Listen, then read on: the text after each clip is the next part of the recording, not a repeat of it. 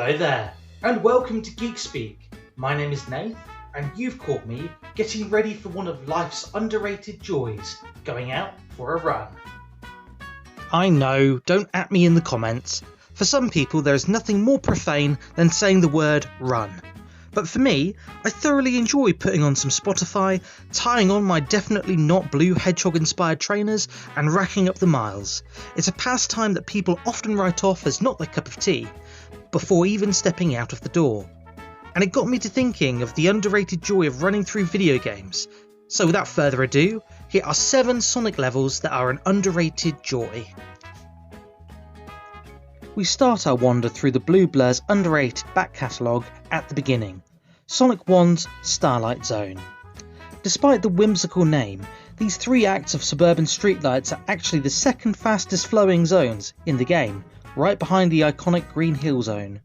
Starlight Zone gets so much right, as it marks the midway point of the game, and has Sonic keeping an excellent balance of high-speed hijinks and challenging platforming. It is a refreshing filling between the chaotic Springyard Zone and the notorious and just awful Labyrinth Zone. Enough said.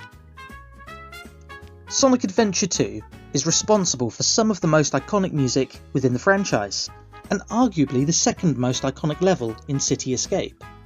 So it is little surprise that the magnificent Green Forest Zone flies under the radar. Hot take warning, I think that Green Forest is the best level in Sonic Adventure 2. Do not look directly into the hot take. Not only does its rip-roaring soundtrack send you hurtling headlong down giant tree trunks and through perilous jungle islands, but it does so with a countdown timer to destruction as Sonic blitzes his way across the level in a race against the clock in an escape attempt before the entire island explodes. The level design is ingenious and built with speed in mind, the perfect challenge for any high-speed thrill seeker. It's fair to say that there are no weak levels in Sonic 2. The game as a whole hits it out of the park in every single way. Oil Ocean is a strange level in terms of how aesthetically there is no other level in Sonic quite like it. It has a harsh colour palette that screams industrial nightmare, and as you enter the endgame of Sonic 2, it really ups the ante as you realise that the maniacal Dr. Robotnik, or Eggman to you Gen Zers, really is trying to muck up the world in quite a bad way. The level itself is fast paced and uses very fun new gimmicks as you try to keep Sonic out of the black gooey waves and on the metallic framework of the Death Egg fueling station. It's a high octane and adrenaline fueled rush that definitely gets an up from me. From a sea of petrol to one of ice now, as entry number 4 takes us to the Arctic blast that is Cool Edge Zone from Sonic Unleashed Holoska. This snowy speedway starts with a mad dash across a frosty sea as Sonic's high-speed boost makes moving him across the ocean floor faster than gravity itself. You regularly shift between 2 and 3D perspectives as per Sonic Unleashed's trademark mix of physics that take you across the glaciers, icebergs and open seas with a mind-blowing level layout that is simply breathtaking. The music is also incredible and perfectly fits the isolated setting of the pole, keeping me coming back to this icy escapade again and again and again. Ice levels in games usually get a bit of a bad reputation for being unfairly hard and having questionable physics, shall we say. Holoska treads the balance beautifully as you go from hurtling down a half pipe to skating across the back of a whale, all in the balance of seconds. It's an incredible level with incredible scenery. You absolutely must play this one.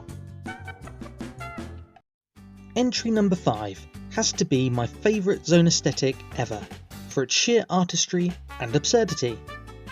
Press Garden from the utterly brilliant retro-style Sonic Mania sees the spiky speedster running through a printing press set in the middle of a traditional Japanese garden. No, really, that is what it is.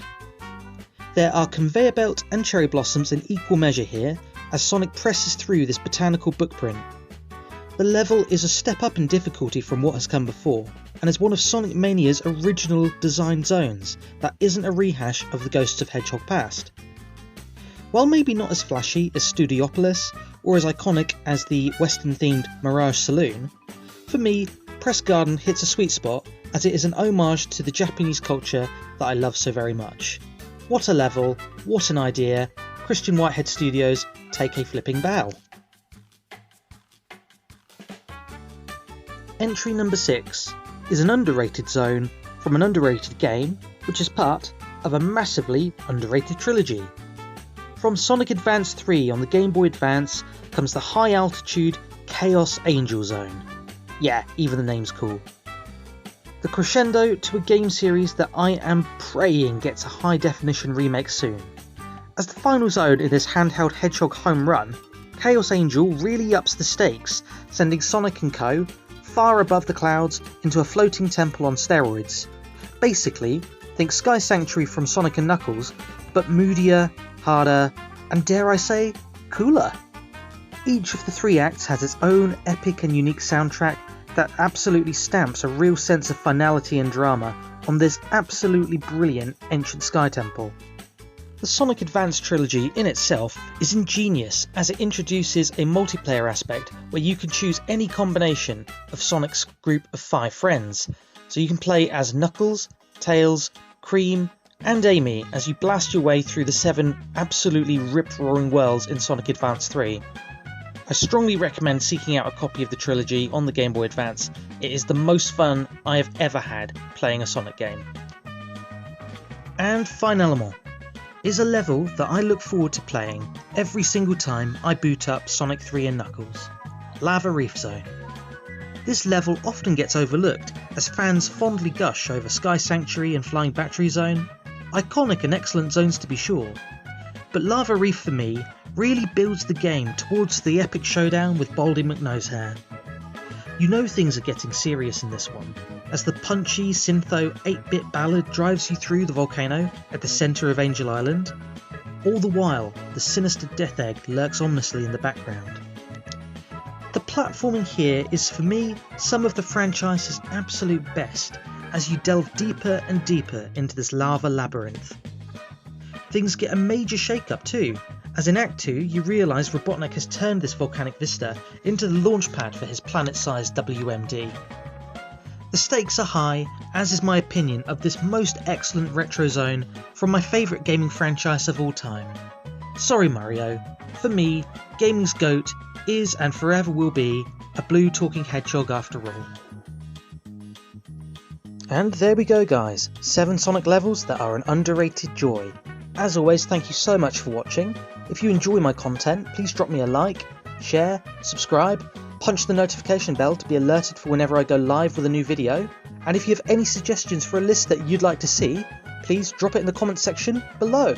But until next time, as always, stay safe, love you, bye.